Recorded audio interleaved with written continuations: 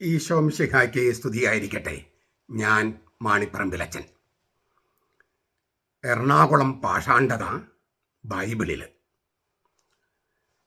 2 പ്രാവശ്യം ചത്തവരാണ് ശീഷ്മ പ്രചരിപ്പിക്കുന്നവർ. അവരെ എങ്ങനെ ചെറുത്ത് തോൽപ്പിക്കാം? വിഭാഗീയതയുണ്ടാക്കുന്നവർ നിങ്ങളുടെ സ്നേഹവിരുന്നുകളിൽ മറഞ്ഞു കിടക്കുന്ന വഴുവഴുപ്പുള്ള പാറകളാണ്. കാറ്റിനാൽ തുരത്തപ്പെടുന്ന വെള്ളമില്ലാത്ത മേഘങ്ങളാണ് അവർ. ഇല കൊടിഞ്ഞ് ഫലമില്ലാതെ വേരറ്റുപോയ, അങ്ങനെ 2 പ്രാവശ്യം ചത്തുപോയ വൃക്ഷങ്ങളാണ്. തങ്ങളുടെ നാണക്കേട് നുരച്ചു തള്ളുന്ന കൊടിയ കടൽ തിരകളാണ്. സദാകാലത്തേക്കും അന്ധതമസ് സൂക്ഷിച്ചു വച്ചിരിക്കുന്ന വക്രഗതിയുള്ള നക്ഷത്രങ്ങൾ തന്നെയാണ് അവർ. അതെ, ചെകുത്താന്റെ വരവ്, വേദവിപരീതം അഥവാ പാഷാണ്ഡത, അതിൻ്റെ വിത്തുമായി സഭയിൽ നുഴഞ്ഞു കയറുന്ന ചിലര്. സഭയിൽ ശീഷ്മ അഥവാ വിഭാഗീയത സൃഷ്ടിക്കുക മാത്രമായിരുന്നില്ല അവരുടെ ലക്ഷ്യം. പ്രത്യുത സ്ത്രീ ശരീരത്തിൽ ആസക്തികൾക്ക് ഉത്തരം കണ്ടെത്തുക, പൊട്ടിച്ചിതറാൻ കാത്തിരിക്കുന്ന ബോംബുകളെ പോലെ വികാരം ആളിക്കത്തിക്കുക. ഇങ്ങനെയുള്ള ഒരു പശ്ചാത്തലത്തിൽ, ഒരു സാഹചര്യത്തിൽ ജാഗ്രതയുടെയും മുന്നറിയിപ്പിൻ്റെയും ഞെക്കുവിളക്കുമായി ഒരാൾ രംഗപ്രവേശം ചെയ്തു. യൂദാസ്ലീഹ. തീരുമാനമെടുക്കാൻ അമാന്തിക്കുന്നത് വലിയ തെറ്റാകുമെന്ന് അദ്ദേഹം സഭയെ ഓർമ്മപ്പെടുത്തി. മൂർച്ചയേറിയ വാക്കുകൾ ഉപയോഗിച്ച്, നമ്മൾ കണ്ടു കഴിഞ്ഞ ചില വാക്കുകൾ, നുഴഞ്ഞ കയറ്റക്കാരായ വിമതരെ കെട്ടുകെട്ടിച്ചു. കവി പോലും കരുതിനപ്പുറത്തേക്ക് കവിത വളർന്നു എന്ന് പറയുന്നത് പോലെ അങ്ങനെയുള്ള ഒരു ലേഖനമാണ് യൂദാസ്ലീഹയുടെ ലേഖനം. യൂദാസ് എന്നാണ് അതിൻ്റെ മൂല പാഠത്തിൽ കിടക്കുന്നത്. യൂദാസ്കറിയത്തെ കൂടുതൽ കുപ്രസിദ്ധനായതുകൊണ്ട് യൂദ എന്നാണ് നമ്മൾ പറയുന്നത്. യൂദാസ്കറിയത്തെ തെറ്റിദ്ധരിക്കാതിരിക്കാൻ. യൂദാസ് എന്ന പേരിൽ അല്ലേ, അദ്ദേഹത്തിൻ്റെ പേര് അതാണ്. ലേഖനം എഴുതിയത് കൊണ്ടാണോ എന്നറിയില്ല, നമ്മുടെ പല നേതാക്കന്മാരും ഈ യൂദാസ്ലീഹയുടെ ലേഖനം വായിക്കാറില്ല. വായിച്ചിരുന്നെങ്കിൽ സീറോ മലബാർ സഭയിൽ എറണാകുളം പക്ഷവും ഇതുപോലെയൊന്നും ഇങ്ങനെ വിളയാറില്ല. അവരിങ്ങനെ കുത്തിത്തിരിപ്പുണ്ടാക്കുമായിരുന്നില്ല. നമ്മുടെ സഭയെ കുളം തോണ്ടാനായിട്ട് പാഷാണ്ഡതയും വിഭാഗീയതയും ശീഷ്മയും അങ്ങനെ അനുവദിച്ച് കുട്ടിച്ചോറാക്കാൻ നമ്മുടെ നേതൃത്വം അനുവദിക്കുമായിരുന്നില്ല. യൂദാസ്ലീഹയുടെ ലേഖനം വായിച്ചിട്ട് മനസ്സിലാക്കിയിരുന്നെങ്കിൽ. അച്ഛൻ എന്ത് ഭ്രാന്തായി പറയണേ? മാണിപ്പറമ്പിൽ എന്ത് ഭ്രാന്തായി പറയണേ? ബൈബിളിൽ എറണാകുളത്തെ പാഷാണ്ഡതയെക്കുറിച്ചും ശീഷ്മയെക്കുറിച്ചും ഉണ്ടെന്നോ?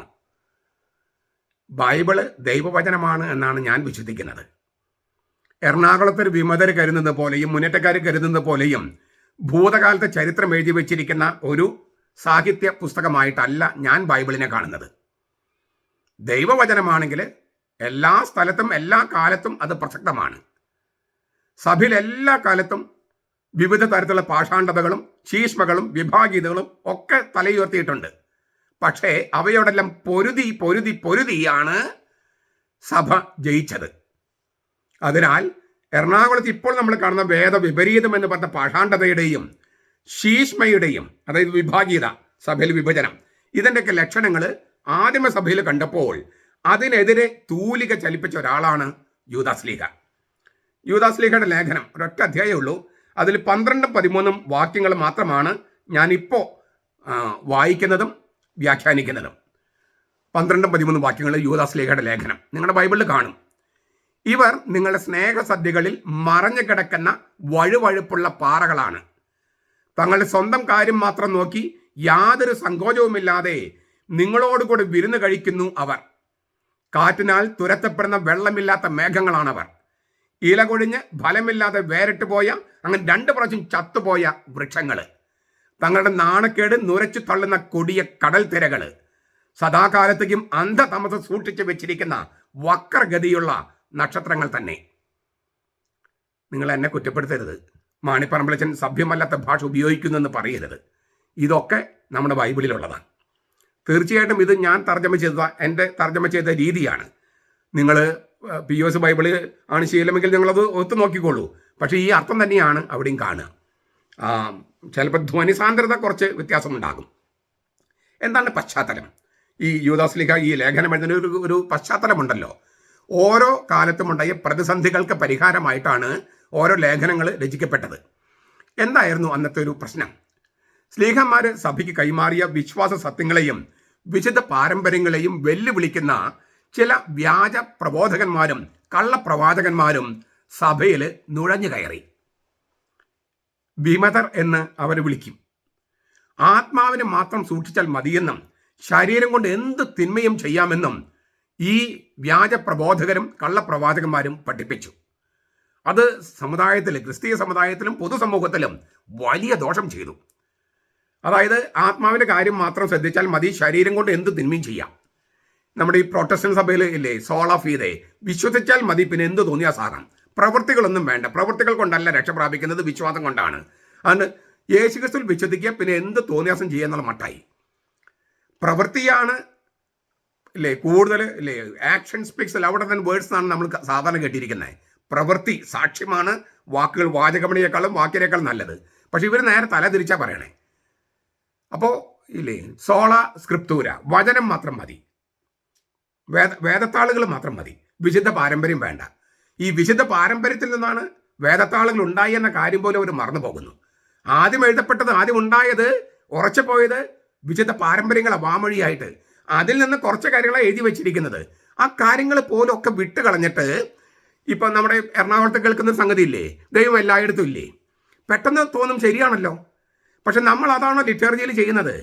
ദൈവം എല്ലായിടത്തുള്ള കാര്യത്തിൽ അതാണോ? അപ്പം നമുക്ക് എന്തിനു പള്ളി വരണം? പിന്നെ എവിടെയെങ്കിലും ഇരുന്ന് പ്രാർത്ഥിച്ചാൽ പോരെ? പള്ളിയിൽ ചെയ്യുന്നത് ദൈവം മനുഷ്യനായി ഭൂമിയിൽ വന്നു, മനുഷ്യാവതാരം, അവൻ കുരിശിൽ മരിച്ചു, ഒരു സ്ഥലത്ത് ജെറൂസലമിൽ അവിടെ ഉയർത്തു. ആ സംഭവത്തിലേക്ക് നോക്കി ആ സംഭവം പുനരവതരിപ്പിക്കുന്നതാ. അല്ലെങ്കിൽ ദൈവം എല്ലായിടത്തുള്ള കാര്യമാണോ കുർബാനയിൽ ചെയ്യണേ? അങ്ങനെയാണെങ്കിൽ പള്ളി വേണോ? പള്ളി പറയേണ്ട കാര്യമുണ്ടോ? എല്ലായിടത്തും ഇല്ലേ? ഇങ്ങനെ ബുദ്ധി ഉപയോഗിക്കില്ല. എന്താണ് ക്രിസ്തുധർമ്മം എന്ന് അറിയില്ല. വെറുതെ ഇങ്ങനെ ആരെങ്കിലും പറയും. അത് ഇങ്ങനെ ഈ മുണ്ടാടാദികളുണ്ടല്ലോ, വിവരമില്ലാതെ വിവരമുണ്ടെന്ന് വിചാരിക്കുന്നവർ, അവർ തട്ടിവിടും, ഇത് തൊണ്ട വിടാതെ വിഴുങ്ങും. ബുദ്ധി ഉപയോഗിക്കുകയോ എന്താണ് ക്രിസ്തുധർമ്മത്തിൻ്റെ സവിശേഷതാന്നോ, അതൊരു ചരിത്രത്തിൽ ജന്മം കൊണ്ടൊരു മതമാണെന്നോ, ഈ വക കാര്യങ്ങൾ ഒന്നും തന്നെയില്ല. അവരുടെ ഒരു ഇഷ്ടത്തിനൊത്ത കാര്യങ്ങൾ നടക്കാൻ വേണ്ടി ചില വാചകടികൾ കേൾക്കുമ്പോൾ ശരിയല്ലേ, ശരിയാണ് തോന്നും. പക്ഷെ അതിന് ആഴത്തിലേക്ക് പോയാൽ അവിടെ പാഷാണ്ഡതയും ശീഷ്മയും ഉണ്ടെന്ന് നിങ്ങൾക്ക് മനസ്സിലാകും. ഇത് തന്നെയായിരുന്നു ഇവരുടെയും പ്രശ്നം. എന്താണ്? ആത്മാവിൻ്റെ കാര്യം നോക്കിയാൽ മതി, ശരീരം കൊണ്ട് എന്ത് തിന്മയും ചെയ്യാം. അത് ഭയങ്കരമായ ദോഷം ചെയ്ത സമുദായത്തിൽ. അപ്പോൾ യൂദാസ്ലീഹ രണ്ട് കാര്യങ്ങൾക്ക് വേണ്ടിയിട്ടാണ് ഈ ലേഖനം എഴുതുന്നത്. ഒന്നൊരു ആഹ്വാനമാണ്. ചതിയന്മാരുടെ വലിയൊരു ഗണം സഭയിലേക്ക് നുഴഞ്ഞു കയറുന്നുണ്ട് എന്ന കാര്യം കണക്കിലെടുത്ത് അവരെ ചെറുക്കാനും സുവിശേഷത്തിൽ ഉറച്ചു നിൽക്കാനും സ്ലീഹന്മാർ കൈമാറി തന്ന സത്യവിശ്വാസം കാത്തു സൂക്ഷിക്കണമെന്നാണ് യൂദാസ്ലീഹയുടെ ആഹ്വാനം.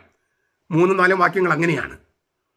ഇങ്ങനെ ഈ സത്യവിശ്വാസം, സ്ലീഹന്മാർ കൈമാറിയ സത്യവിശ്വാസം കാത്തു സൂക്ഷിക്കാൻ എന്താ ചെയ്യേണ്ടത്? സ്ലീഹന്മാർ പഠിപ്പിച്ച സിദ്ധാന്തം ഗ്രഹിക്കണം, അതിൻ്റെ ആഴത്തിലേക്ക് പോകണം. വാക്യം 20 വായിച്ചു വയ്ക്കാൻ അതാ പറയണേ. കർത്താവിന് വേണ്ടി പ്രാർത്ഥനയിൽ ക്ഷമയോടെ കാത്തിരിക്കും വേണം, നമ്മൾ ധൃതി വയ്ക്കരുത്. വാക്യം 21. സംശയത്തിൽ വലയുന്നവരുടെ വിശ്വാസത്തെ സ്ഥൈര്യപ്പെടുത്താനും ചതിയിൽപ്പെട്ടുപോയ വീണുപോയതിനെ തിരികെ എത്തിക്കാനും പരിശ്രമിക്കും വേണം. വാക്യം 22-23. ഇതൊക്കെ തന്നെയാണ് നമ്മൾ ചെയ്തുകൊണ്ടിരിക്കുന്നത്. ഇപ്പം എൻ്റെ ഈ വീഡിയോയുടെ ലക്ഷ്യം പോലും അതുതന്നെയാണ്. ഒരു മുന്നറിയിപ്പും കൊടുക്കുന്നുണ്ട് യൂദാസ്ലീഹ. കള്ളപ്രവാചകന്മാർ കണ്ടുപിടിച്ചിരിക്കുന്ന പുതിയ തരം അഴിമതിക്കെതിരെ ജാഗ്രത പാലിക്കാൻ വിശ്വാസികൾ മനസ്സിലെത്തണം. സഭയിലും പ്രശ്നമുണ്ടാക്കുന്ന ഇക്കൂട്ടരുടെ വേദവിപരീതം, അതായത് പാഷാണ്ഡത, വളരെ ഗൗരവത്തോടെ കാണേണ്ടതും തള്ളിക്കളയേണ്ടതുമാണ്. ഇങ്ങനെ സഭയിൽ നുഴഞ്ഞു കയറിയ കള്ളപ്രവാചകന്മാരായ ചതിയന്മാർക്കെതിരെയാണ് യൂദാസ് തന്റെ ലേഖനത്തിന്റെ സിംഹഭാഗവും നീക്കിവെച്ചിരിക്കുന്നത്. 5 മുതൽ 19 വരെ വാക്യങ്ങൾ, ഒരൊറ്റ അധ്യായമുള്ളൂ. അതിൽ 5 മുതൽ 19 വരെ വാക്യങ്ങളിൽ ഈ പാഷാണ്ഡതയ്ക്കെതിരെയാണ്. അതിലെ 12, 13 വാക്യങ്ങൾ മാത്രമാണ് ഈ പാഷാണ്ഡത പ്രചരിപ്പിക്കുന്നവരുടെ സ്വഭാവം അല്ലെങ്കിൽ അവരുടെ ദുഷ്ടത അത് മാത്രമാണ് അദ്ദേഹം അവതരിപ്പിക്കുന്നത്. ആ വാക്കുകൾ മാത്രം ഒന്നുകൂടി കേട്ട് അതിൻ്റെ അർത്ഥം ഒന്ന് വിശകലനം ചെയ്യാം. ഇവർ നിങ്ങളുടെ സ്നേഹസദ്യകളിൽ മറഞ്ഞു കിടക്കുന്ന വഴുവഴുപ്പുള്ള പാറകളാണ്. സ്നേഹസദ്യകൾ നമുക്കറിയാം, സ്നേഹവിരുന്ന്, അഗാപ്പെ. അഗാപ്പെ എന്നാണ് ഗ്രീക്കിൽ. അഗാപ്പെ എന്നതിന് ദൈവത്തിൻ്റെ അളവില്ലാത്ത സ്നേഹം എന്ന അർത്ഥമുണ്ട്. പക്ഷേ സ്നേഹവിരുന്നുകളെയും അഗാപ്പെ എന്നാണ് വിളിച്ചിരുന്നത്. ആദ്യകാലത്ത്, അതായത് ക്രിസ്തുവർഷം 313 ക്രിസ്തുധർമ്മത്തിന് സ്വാതന്ത്ര്യം കിട്ടുന്നത് വരെ വീടുകളിലാണ് കുർബാന അർപ്പിച്ചിരുന്നത്. പള്ളികളില്ല, പള്ളി പണിയാൻ നമുക്ക് അനുവാദം ഉണ്ടായിരുന്നില്ല. റോമാ സാമ്രാജ്യത്തിൽ നമുക്ക് സ്വാതന്ത്ര്യം ഉണ്ടായിരുന്നില്ല. കോൺസ്റ്റന്റൈൻ ചക്രവർത്തിയാണ് 313 ക്രിസ്തുവർഷം 313 നമുക്ക് സ്വാതന്ത്ര്യം തരുന്നത്. അതുവരെ നമുക്ക് വീടുകളിലാണ് കുർബാന. അവിടെയാണ് ഈ ക്രിസ്തീയ സമുദായം സമ്മേളിച്ചിരുന്നത്. അതിനെ വിളിക്കുന്ന പേരാണ് ഗൃഹസഭ, ഹൗസ് ചർച്ച്. ആ ഗൃഹസഭകളിൽ പള്ളി കെട്ടിടമില്ല, പള്ളി സ്കൂളൊന്നും ഇല്ലല്ലോ. അപ്പോൾ ഈ കുർബാന തുടങ്ങിയ ലിറ്റർജിക്ക് വേണ്ടി അവർ സമ്മേളിക്കുമ്പോൾ സ്നേഹവിരുന്നും സംഘടിപ്പിച്ചിരുന്നു. കാരണം അപ്പോൾ അവിടെ ഒരു കൂട്ടായ്മ ഭക്ഷണം കഴിക്കാനായിട്ടും, അപ്പോൾ വിശുദ്ധ കുർബാനയുണ്ട്, സ്നേഹവിരുന്നുണ്ട്. അത് ക്രിസ്തീയ കൂട്ടായ്മയുടെയും ഐക്യത്തിൻ്റെയും ഒക്കെ പ്രതീകമായിട്ടാണ് ഈ സ്നേഹവിരുന്ന് അഗാപ്പെ സംഘടിപ്പിച്ചിരുന്നത്. ക്രിസ്ത്യാനികളെ ഒരു ഒരു ഒരു ഒരു സാമൂഹിക വർഗമാക്കുന്നതിൽ ഈ സ്നേഹവിരുന്നുകൾ അഗാപ്പെ ഒരുപാട് പ്രയോജനം ചെയ്തിട്ടുണ്ട്. പക്ഷേ ഇത്തരം സ്നേഹവിരുന്നുകളിൽ പാപകരമായ വിവേചനം അനുഭവപ്പെട്ടപ്പോൾ പൗലോസ് അതിനെതിരെ ശബ്ദിച്ചിട്ടുണ്ട്. നിങ്ങൾക്ക് വീട്ടിൽ നിന്ന് കഴിച്ചാൽ പോരെ എന്നൊക്കെ ചോദിക്കുന്നുണ്ട്. 1 കൊരിന്തോസ് 11:17 മുതൽ 22 വരെ വാക്യങ്ങൾ 11-ാം അധ്യായത്തിൽ. അതായത് പണക്കാർ വലിയ വിഭവസമൃദ്ധമായ ഭക്ഷണം കൊണ്ടുവന്നു, പാവങ്ങൾക്ക് ഈ ഉണക്ക ബ്രെഡ്, എന്നിട്ട് പാവങ്ങൾക്ക് വേറെ സ്ഥലത്ത് ഭക്ഷണം, പണക്കാർക്ക് വേറെ സ്ഥലത്ത് ഭക്ഷണം. സ്നേഹവിരുന്നല്ലേ പറയണേ. അപ്പോൾ ഈ കൂട്ടായ്മയെ തകർക്കുന്ന തരത്തിലുള്ള വിവേചനം വന്നു കഴിഞ്ഞപ്പോൾ, പണക്കാരും പാവപ്പെട്ട തമ്മിലുള്ള വിവേചനം വന്നു കഴിഞ്ഞപ്പോൾ പൗലോസ് അതിനെ നഖശിഖാന്തം എതിർത്തു. 2-ാം നൂറ്റാണ്ടിൽ വിശുദ്ധ കുർബാനയിൽ നിന്ന് ഈ സ്നേഹവിരുന്നുകളെ അഗാപ്പയെ വേർതിരിച്ചു.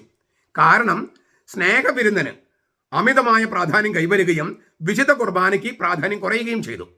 ഇപ്പം നമുക്ക് ഈ ഊട്ടുതിരുന്നാൾ നടത്തുന്ന ചില പള്ളികളിൽ ആ പ്രശ്നമുണ്ട്. ഊട്ടുതിരുന്നാൾ ഇങ്ങനെ അല്ലേ, സഹായിക്കാനും പരിശ്രമിക്കാനും സഹകരിക്കാനും ആൾക്കാരുണ്ട്, കുർബാനയ്ക്ക് പോവില്ല. അപ്പം അഗാപ്പെ എന്ന ഊട്ടുതിരുന്നാളിന് പ്രാധാന്യം വരികയും കുർബാനയ്ക്ക് പ്രാധാന്യം കുറയുകയും ചെയ്യും. 2-ാം നൂറ്റാണ്ടിൽ അങ്ങനെ വന്നപ്പോൾ ഇത് രണ്ടും തമ്മിൽ വേർതിരിച്ചു. ഈ സ്നേഹവിരുന്നും കുർബാനയും ഒന്നിന് പുറകേട്ട് വേണ്ട എന്ന് തീരുമാനിച്ചു. കാരണം കുർബാന എന്ന പരമപരിശുദ്ധ ആ ലിറ്റർജിക്ക് പ്രാധാന്യം കുറയുകയും ഈ സ്നേഹവിരുന്ന് അല്ലെങ്കിൽ ഊട്ടുതിരുന്നാളിന് അമിതമായി പ്രാധാന്യം വരികയും ചെയ്തു. അങ്ങനെ അഗാപ്പയും കുർബാനയും മാത്രമല്ല, ഈ അഗാപ്പയും കുർബാനയും രണ്ടും ഒരു ഒരേപോലത്തെ ഭക്ഷണമായിട്ട് കരുതാൻ തുടങ്ങി. ഇപ്പം നമ്മൾ എറണാകുളത്തെ പാഷാണ്ഡതയാണ് ഊട്ടുപുരയാണ് പള്ളി. അതായത് ഒരു മുഖത്തോട് മുഖം നോക്കി കുർബാന ചൊല്ലണമെന്ന് പറയുന്നതിന് അവർ കൊടുക്കുന്ന ന്യായങ്ങളിൽ ഒന്നാണ് ഊട്ടുപുരയാണ് പള്ളി. ആണോ? ഊട്ടുപുരയാണോ? അന്ത്യത്താഴത്തിൻ്റെ ഓർമ്മയാണോ? അങ്ങനെയാണെങ്കിൽ ആകൃതിയിലുള്ള മേശയിട്ട് കിടന്ന് നിലത്തിരുന്ന് ചാരി കിടന്നിട്ട് വേണം കുർബാന ചൊല്ലാൻ. എഴുന്നേറ്റൊന്നല്ലല്ലോ ചൊല്ലേണ്ടത്. പിന്നെ അവിടെ കർത്താവ് മുഖത്തോട് മുഖം അല്ല ഇരുന്നത്. ഈ ആകൃതിയിലെ ടേബിളിൻ്റെ ഒരു മൂലയിലെ കർത്താവ് ഇരുന്നത്, നടുക്കല്ല. അപ്പം ഇവര് കാര്യങ്ങൾ അറിഞ്ഞിട്ടോ ചരിത്രം അറിഞ്ഞിട്ടോ ദൈവശാസ്ത്രം അറിഞ്ഞിട്ടോ ഒന്നുമല്ല. അവർ ചില ചിത്രങ്ങളെല്ലാം കണ്ടിട്ടുണ്ട്. ലിയനാർഡോ ദാവിഞ്ചി 16-ാം നൂറ്റാണ്ടിൽ വരച്ച ചിത്രങ്ങൾ, അതാണ് ശരിയെന്ന് വിചാരിക്കണം. ഇതിൻ്റെ ആർക്കിയോളജിക്കൽ പുരാവസ്തു ഗവേഷണങ്ങളോ ദൈവശാസ്ത്രമോ വചനോ ഒന്നും അവർക്ക് ഇല്ല. ഇതാണ് ഈ പാഷാണ്ഡത എന്ന് പറയണേ. അവർ പഠിപ്പിക്കുന്ന കാര്യങ്ങൾക്ക് സഭാപിതാക്കന്മാരുടെയോ തിരുവചനത്തിൻ്റെയോ പിൻബലമില്ല, പുരാവസ്തു ഗവേഷണങ്ങളുടെ പിൻബലമില്ല.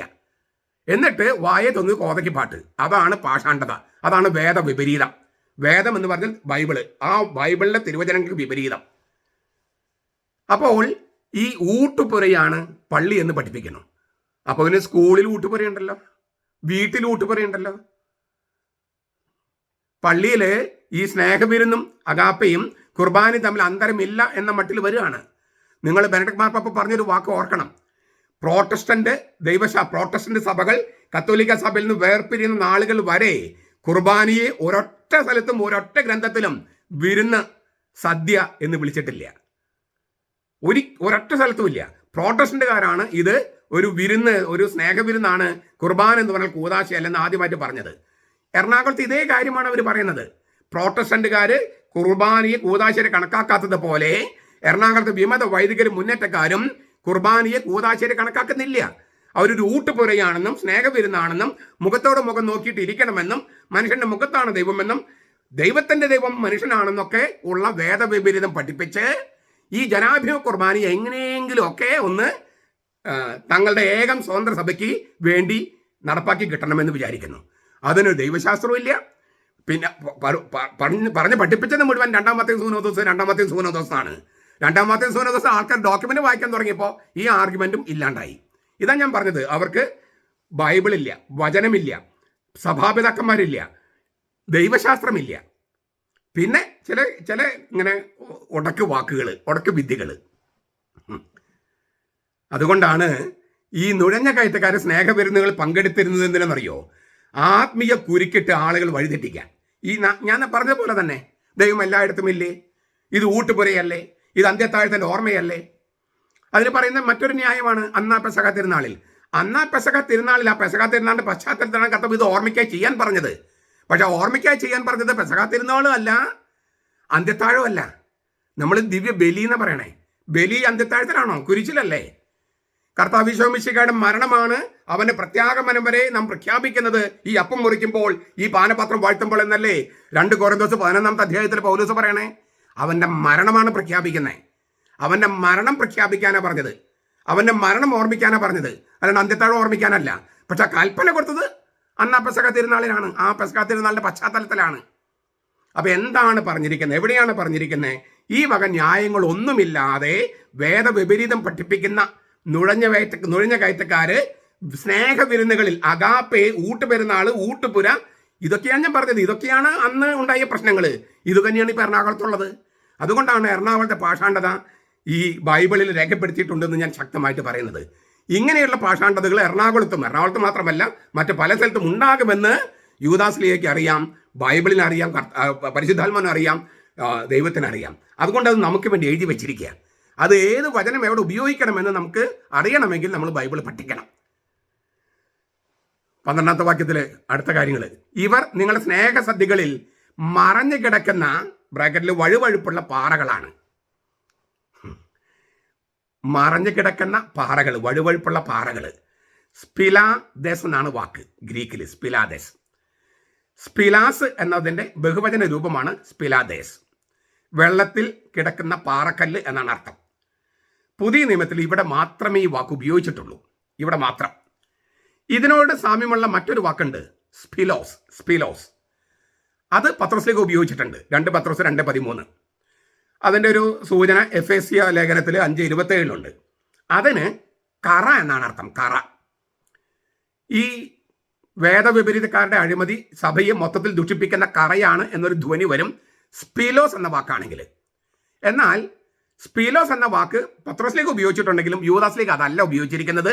സ്പിലാസ് അതിൻ്റെ ബഹുവചനമായ സ്പിലാദേസ് എന്നാണ്. സ്പിലാദേസ്, സ്പിലോസ് എന്നല്ല.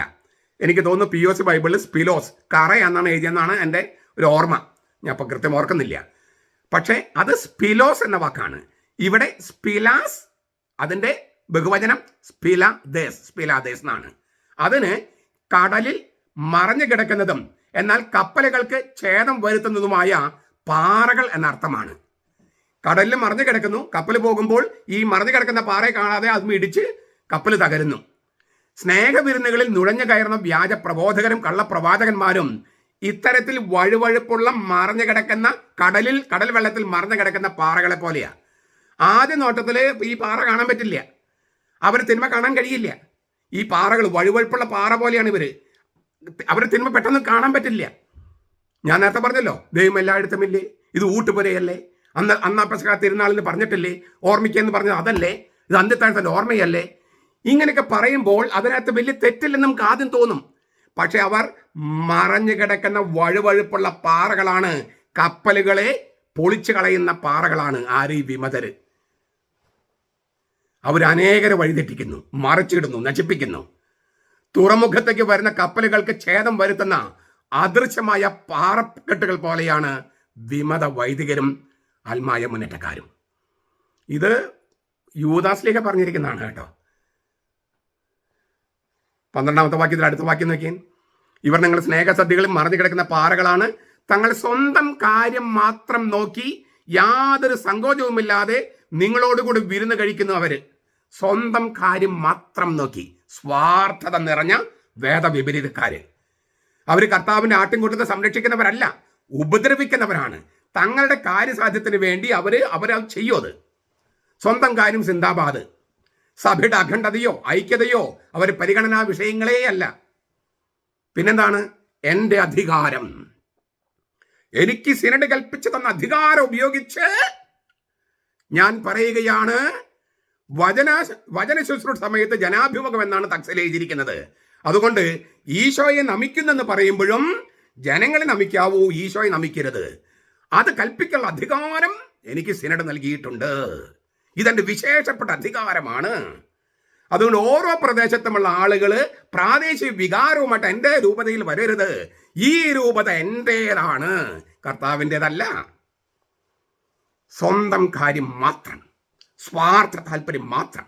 സഭയുടെ ഐക്യതയോ അഖണ്ഡതയോ അവരുടെ പരിഗണനാ വിഷയങ്ങളല്ല. അതുകൊണ്ടാണ് വിമതരെന്നുള്ളവർ വിളിക്കുന്നത്. ഇങ്ങനെ സ്വന്തം കാര്യം മാത്രം നോക്കുന്നവര് സഭയുടെ ആളുകളല്ല. അവർ സഭയിൽ വിഭാഗീയത സൃഷ്ടിക്കും. സഭ എന്ന വിശുദ്ധ ശരീരത്തെ അവർ വെട്ടിമുറിക്കും. 1 കൊരിന്ത്യർ 13:5 പറയുന്നുണ്ട്, സ്നേഹത്തിന്റെ നേർ വിപരീതമാണ് ഈ സ്വാർത്ഥത, സ്വന്തം കാര്യം നോക്കല്. 10:29 പറയുന്നുണ്ട്. ഫിലിപ്പിലേൻ 2:4 2:21 കാണും. അപ്പൊ ഇത് അക്കാലത്തുള്ള പ്രശ്നമാണ്, ഇക്കാലത്തുള്ള പ്രശ്നമാണ്. പക്ഷെ നമ്മളതിനെ ആ പ്രശ്നം ഉണ്ടെന്ന് കരുതിയിട്ട് പ്രശ്നം പരിഹരിക്കേണ്ട കാര്യമില്ല. ഈ പ്രശ്നം അങ്ങനെ പോട്ടെ, അന്നുണ്ടായിരുന്നല്ലോ പ്രശ്നം, ഇപ്പോഴും പ്രശ്നം ഉണ്ടാകട്ടെ, ഇനി ഭാവിയിൽ ഉണ്ടാകട്ടെ എന്നൊന്നും വിചാരിക്കരുത്. ആ പ്രശ്നങ്ങൾക്കുള്ള മറുമരുന്നാണ് സ്ലീഹന്മാര് തിരുവചനത്തിലൂടെ നൽകിയത്. ഇത് എഴുതിയിട്ട ലേഖനം കിട്ടിയവർ അത് നടപടി എടുത്തത് കൊണ്ടാണ് ഇന്ന് സഭ നിലനിൽക്കുന്നത്. അല്ലെങ്കിൽ ശീഷ്മയും വിഭാഗീയതയും പിന്നെ പാഷാണ്ഡതയും വേദവിപരീതം മൂലം സഭ നശിച്ചു പോയാനെ. അത് നശിക്കാതിരിക്കാൻ വേണ്ടിയാണ് അവര് കൃത്യമായിട്ട് നടപടികൾ എടുത്തത്. ഇനി നോക്ക് 12-ാമത്തെ വാക്യത്തിൽ ഇനി അടുത്ത ഭാഗങ്ങൾ നോക്കിയാൽ, കാറ്റിനാൽ തുരത്തപ്പെടുന്ന വെള്ളമില്ലാത്ത മേഘങ്ങൾ, ഇല കൊഴിഞ്ഞ് ഫലമില്ലാതെ വേറിട്ട് പോയ, അങ്ങനെ 2 പ്രാവശ്യം ചത്തുപോയ വൃക്ഷങ്ങൾ.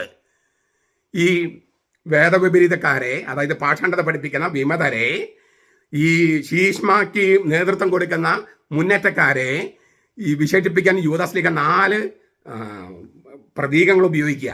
മേഘങ്ങൾ, വൃക്ഷങ്ങൾ, തിരകൾ, നക്ഷത്രങ്ങൾ. അത് അവസാനത്തെ 2 13-ാമത്തെ വാക്യത്തിൽ. വെള്ളമില്ലാത്ത മേഘങ്ങൾ ഉന്മേഷം നൽകുമെന്നില്ലേ മേഘം. പക്ഷെ വെള്ളമില്ലെങ്കിലോ മഴ പെയ്യോ? ഉന്മേഷം നൽകുമെന്നും വെള്ളം തരുമെന്നും ഒരു വാഗ്ദാനം ചെയ്യും ഈ മേഘം കാണുമ്പോൾ.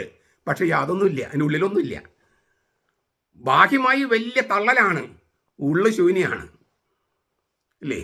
ഞങ്ങൾ സ്വതന്ത്ര സഭ ഉണ്ടാക്കും, മാർപ്പാപ്പയുടെ കീഴിൽ സ്വതന്ത്ര സഭ ഉണ്ടാക്കും, മാർപ്പാപ്പ ചൊല്ലുന്ന കുർബാന ചൊല്ലാനായിട്ട് ഞങ്ങൾ സ്വതന്ത്ര സഭ ഉണ്ടാക്കും. എന്നാൽ ആ മാർപ്പാപ്പന്മാർ പറഞ്ഞ കാര്യം അനുസരിക്കാൻ ഞങ്ങൾ തയ്യാറല്ല. തള്ളലൊക്കെ ഗംഭീരാണ്, ഉള്ളു ശൂന്യമാണ്. വെള്ളമില്ലാത്ത മേഘങ്ങളാണ് വിമത വൈദികരും മുന്നേറ്റക്കാരും, അവരെ ചേർത്ത് പിടിക്കുന്ന നേതൃത്വവും. പിന്നെ പറയാണ്, ഇല കൊടിഞ്ഞ് ഫലമില്ലാതെ വേരറ്റുപോയ വൃക്ഷങ്ങൾ. അതിന് 2 പ്രാവശ്യം ചത്തവർ എന്നാണ് യൂദാസ്ലീഹ പറയണത്. ഇതെൻ്റെ വാക്കല്ല കേട്ടോ, യൂദാസ്ലീഹയുടെ വാക്ക്. 2 പ്രാവശ്യം ചത്തവർ, അതായത് ഉണങ്ങി അല്ല, അത് ഇല കൊഴിഞ്ഞു, 1 ഫലമില്ലാതെ വേരറ്റ് പോയി, 2 പ്രാവശ്യം ചത്തു. ഈ ഉണങ്ങി കടപുഴകിയ വൃക്ഷങ്ങളെ പോലെയാണ് പാഷാണ്ഡത എന്ന വേദവിപരീതം പ്രചരിപ്പിക്കുന്നവര്. 2 പ്രാവശ്യം ചത്തത് എങ്ങനെയാ? അവര് സഭാ സമൂഹത്തിൽ ഒരു ഫലവും ചൂടുന്നില്ല, സഭയുടെ ഉള്ളിൽ ഫലം ചൂടുന്നില്ല. അതുകൊണ്ട് സഭയിൽ നിന്ന് പുറത്താക്കപ്പെടുന്ന പ്രവൃത്തികൾ അവർ ചെയ്യുന്നത് എന്താണ്? കുർബാനയെ ഇല്ലേ, ആഭിചാര കുർബാന എന്ന് പറയും. ആ കുർബാനയെ അവഹേളിച്ചാൽ ഓട്ടോമാറ്റിക്കായിട്ട് സഭയ്ക്ക് പുറത്താണ്.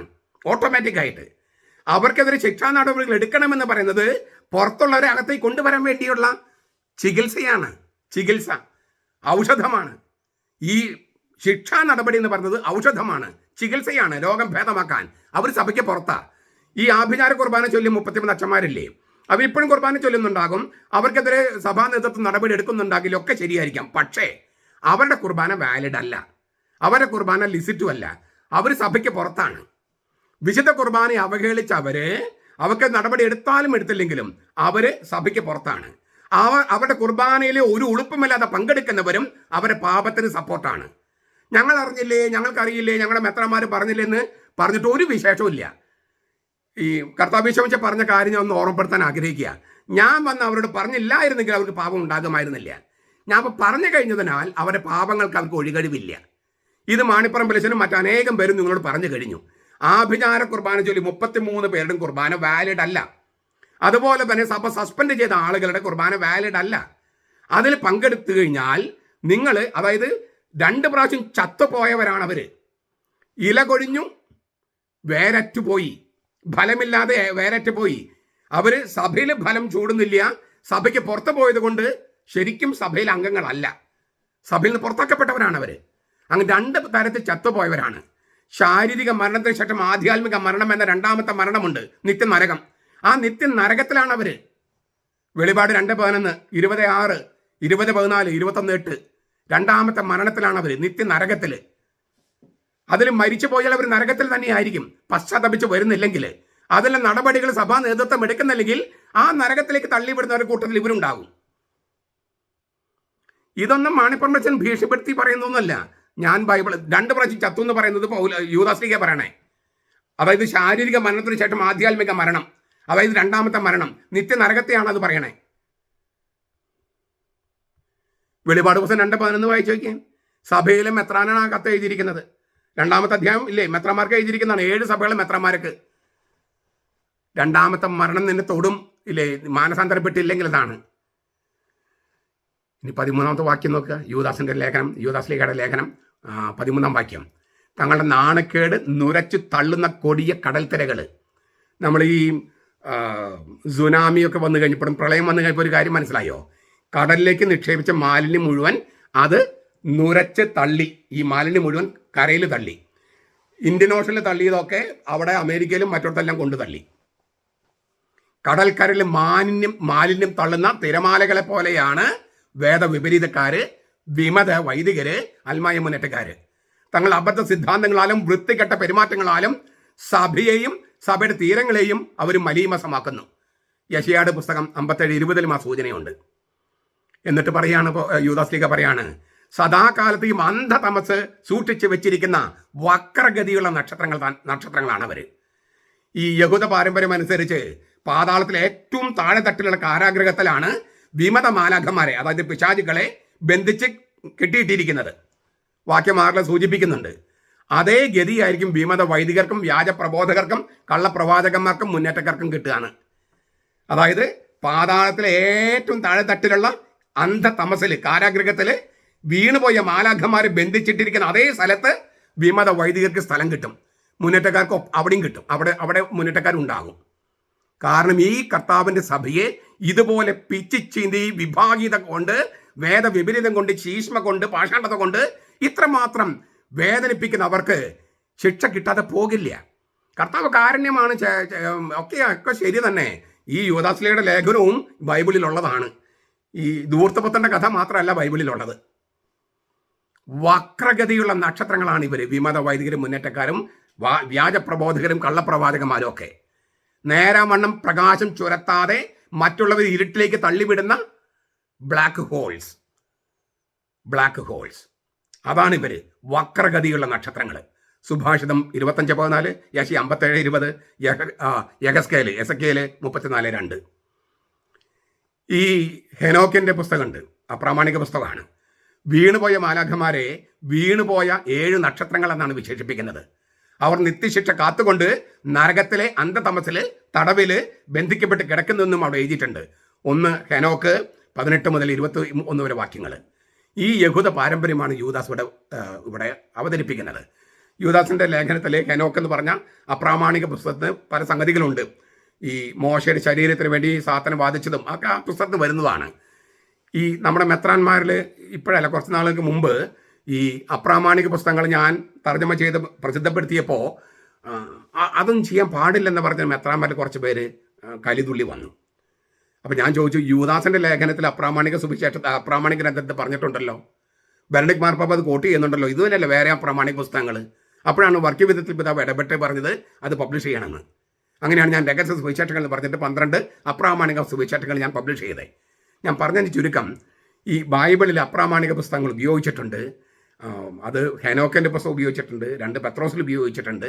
ഈ നമുക്ക് വീണുപോയ മാലാഖമാരെക്കുറിച്ചും നരകത്തെക്കുറിച്ചും അതുപോലെ തന്നെ നരകത്തിലേക്ക് ഇറങ്ങിയിട്ട് കർത്താവ് എന്ത് ചെയ്തു എന്ന കാര്യങ്ങളെക്കുറിച്ചൊക്കെ നമുക്ക് ചില അറിവുകൾ കിട്ടുന്നത് യഹൂദരുടെ അപ്രാമാണിക ഗ്രന്ഥങ്ങളിൽ നിന്നാണ്.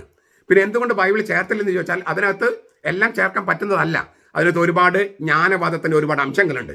അതിനകത്ത് കുറച്ച് സത്യങ്ങളുണ്ട്, എന്നാൽ മറ്റൊരുപാട് കാര്യങ്ങൾ അബദ്ധങ്ങളുണ്ട്. അപ്പോൾ നമുക്ക് വേദപുസ്തകത്തിൽ സ്വീകരിക്കാൻ പറ്റില്ല. അതേസമയം വേദപുസ്തകത്തിൻ്റെ ചില കാര്യങ്ങൾ വ്യാഖ്യാനിക്കാൻ അതിലത്തെ നല്ല നല്ല വശങ്ങൾ നമുക്ക് എടുക്കുകയും ചെയ്യാം. അതുകൊണ്ട് ഒരു കത്തോലിക്കൻ എങ്ങനെയാണ് ഈ അപ്രാമാണിക ഗ്രന്ഥങ്ങളെ സമീപിക്കേണ്ടത്, ഈ ഒരു കാര്യമാണ് ഞാൻ ആ പുസ്തകങ്ങൾ തർജ്ജമ ചെയ്ത് അതെങ്ങനെ സമീപിക്കണമെന്ന് എഴുതിയത്. അത് സഭയ്ക്ക് ചെയ്ത് വലിയൊരു സേവനമാണ്.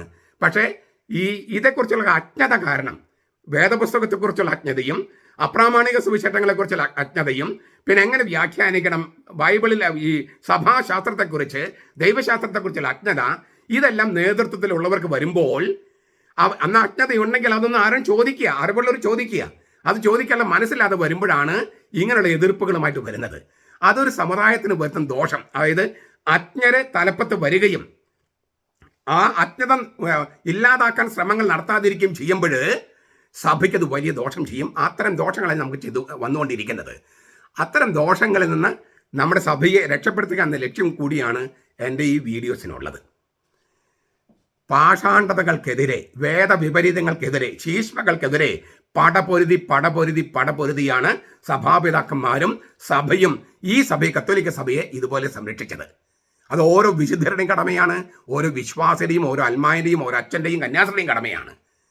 അത് ചെയ്യുക, നമുക്ക് ചെയ്യാൻ വേണ്ടിയിട്ടുള്ള, അതിനാണ് നമ്മൾ ഈ വീഡിയോസ് ചെയ്യുന്നത്. അതിനാൽ എനിക്ക് അവരോട് ആരോടും വ്യക്തിവൈരാഗ്യമില്ല. പക്ഷെ അവർ സഭയെ നശിപ്പിക്കുന്നതിനോട് അങ്ങേയറ്റം എതിർപ്പുണ്ട്. അവർ മാനസാന്തരപ്പെടാൻ വേണ്ടിയാണ് ഞാൻ ഇത്ര ശക്തമായിട്ട് പറയുന്നത്. ചുരുങ്ങിയ പക്ഷം ജനങ്ങളെങ്കിലും ബോധവാന്മാരാകണം. ആ ബോധവൽക്കരണത്തിലൂടെ ഇവരുടെ ഈ അടവകളുണ്ടല്ലോ, അതായത് ഈ തിന്മ, ഈ വേദവിപരീതം, പാഷാണ്ഡത, ശീഷ്മ, അത് വേര് പിടിക്കാതെ പോകും. ഇപ്പം തന്നെ നമ്മൾ അതിൽ വലിയ വിജയം വരിച്ചിട്ടുണ്ട്. ഇവർ ചെയ്യുന്നതെല്ലാം സഭാവിരുദ്ധമാണ് എന്ന് ചുരുങ്ങിയ പക്ഷം കുറേ പേർക്കെങ്കിലും അറിയാം. അത് തന്നെ ഒരു വിജയമാണ്, വലിയൊരു വിജയമാണ്. കർത്താവിൻ്റെ ശക്തി നമ്മിൽ പ്രവർത്തിക്കുന്നതിൻ്റെ തെളിവാണ്. അവരിൽ പ്രവർത്തിക്കുന്നത് സാത്താന്യ ശക്തിയാണെന്നും അത് പരാജയപ്പെടുമെന്നും ഇപ്പം നമുക്ക് ബോധ്യപ്പെടുകയാണ്. പണ്ട് മാർപ്പാപ്പയുടെ ഒരു കത്ത് വായിക്കില്ല, സർക്കുലർ വായിക്കില്ല. ഇപ്പം നമ്മൾ അവർ വായിച്ചാലും ജനങ്ങൾ കേൾക്കുകയാണ്. തീർച്ചയായിട്ടും ഇടവക വികാരിമാർ പറയുന്നത് അനുസരിക്കാൻ ബാധ്യസ്ഥരായിട്ടുള്ള കുറേ പേരുണ്ട്. അതുകൊണ്ട് ഇപ്പോഴും അവർക്ക് ആ തിന്മയിൽ നിന്ന് പുറത്തു വരാൻ ജനങ്ങൾക്ക് കഴിയുന്നില്ല. അതൊരു പ്രശ്നം തന്നെയാണ്. പക്ഷേ ആ തിന്മയിലേക്ക് അവരെ നയിക്കുന്ന വികാരിയച്ഛന്മാർ, അവർക്കുള്ളതാണ് ഈ പറഞ്ഞ അന്ധതമസിന്റെ കാരാഗ്രഹം. അതിലേക്ക് പോകാതിരിക്കണമെങ്കിൽ, അതിൽ വിശ്വസിക്കുന്നുണ്ടെന്ന് അറിഞ്ഞുകൂടാ. ഇത് യൂദാസ്ലീഹയുടെ ലേഖനം തിരുവചനമാണെന്നും ഇത് സത്യമാണെന്നും അവർ വിശ്വസിക്കുന്നുണ്ടെന്ന് എനിക്ക് അറിഞ്ഞുകൂടാ. വിശ്വസിക്കുന്നുണ്ടെങ്കിൽ അതിൽ ആ അന്ധതമസിലേക്ക് പോകാതിരിക്കണമെങ്കിൽ, ഇതുപോലെ വെള്ളമില്ലാത്ത മേഘമാകാതിരിക്കാൻ, ഇങ്ങനെ വഴുവഴുപ്പുള്ള പാറയായി മറ്റുള്ള തട്ടി വീഴ്ത്താതിരിക്കാൻ, ഈ വക്രഗതിയുള്ള നക്ഷത്രങ്ങളാകാതിരിക്കാൻ, ഈ മാലിന്യം മുഴുവൻ നുരച്ച് തള്ളുന്ന കടൽ തിരകളാകാതിരിക്കാൻ അവർക്ക് ആഗ്രഹമുണ്ടെങ്കിൽ ഇപ്പോഴാണ്, ഈ നോമ്പുകാലമാണ് മാനസാന്തരത്തിൻ്റെ സമയം. ചുരുങ്ങിയ പക്ഷം ജനങ്ങൾ ഇത് കേൾക്കുന്നവരെങ്കിലും ഇവരുടെ ഈ കുർബാനയിൽ സംബന്ധിക്കാതെ സഭയുടെ കുർബാനയിൽ സംബന്ധിക്കാൻ ശ്രമിക്കുക. അപ്പോൾ നിങ്ങൾ ആ വേദവിപരീതത്തിൽ പങ്കെടുക്കില്ല, അതിൽ പങ്കാളികളാവില്ല, നിങ്ങൾ ശീഷ്മയിൽ പങ്കാളികളാകില്ല, നിങ്ങൾ കർത്താവിൻ്റെ സഭയിൽ നിൽക്കും. അങ്ങനെ നിൽക്കാൻ സാധിക്കട്ടെ. അപ്പോൾ നോമ്പ് കാലത്തിൻ്റെ ശരിക്കുള്ള മാനസാന്തരം ഈ തരത്തിലാകും നമ്മിൽ അത് ആവിഷ്കരിക്കപ്പെടുക. നമ്മുടെ കർത്താവ് ഈശോ മിശിഹായുടെ കൃപയും പിതാവായ ദൈവത്തിൻ്റെ സ്നേഹവും പരിശുദ്ധാത്മാവിൻ്റെ സഹവാസവും നാം എല്ലാവരോടും കൂടി ഉണ്ടായിരിക്കട്ടെ, ഇപ്പോഴും എപ്പോഴും എന്നേക്കും. ആമേൻ.